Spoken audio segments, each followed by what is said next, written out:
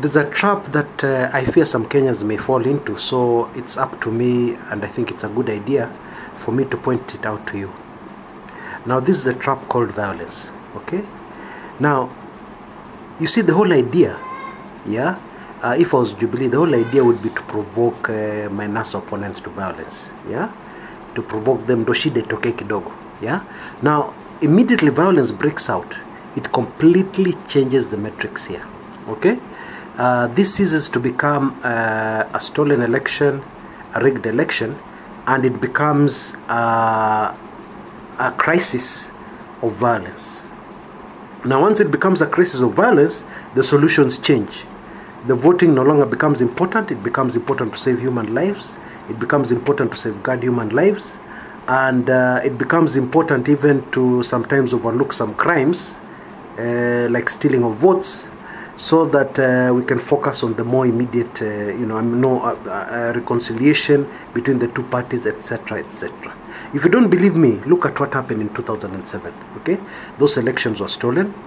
There was enough evidence, if it had gone into court, to even the worst kangaroo court in the world would have overturned those particular elections.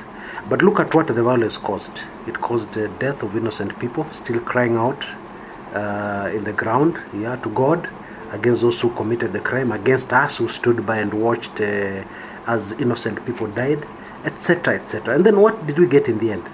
What we got in the end is that the person who committed the crime was not punished. None of the people who committed the crime were punished.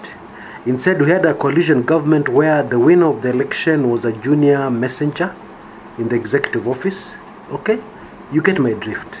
So my appeal to NASA supporters, do not be tempted to start violence. Yeah, let's keep our peace. As long as you keep the peace, the advantage remains on the NASA side.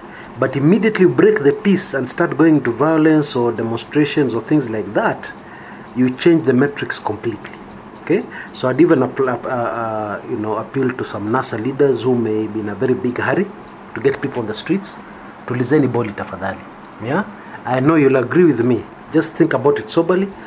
Violence has never solved any problem. I thought it would be a good idea to make this recording only to take forward that idea, because it's important. We love our country. We have no other country. Yeah. Yes, a great injustice has been done, but it is being addressed, and I believe it will continue to be addressed. Okay. Please, guys, no violence. Yeah. Please do not provoke others into violence. Yes. Let us love our country enough, and those who have been wronged, forgive.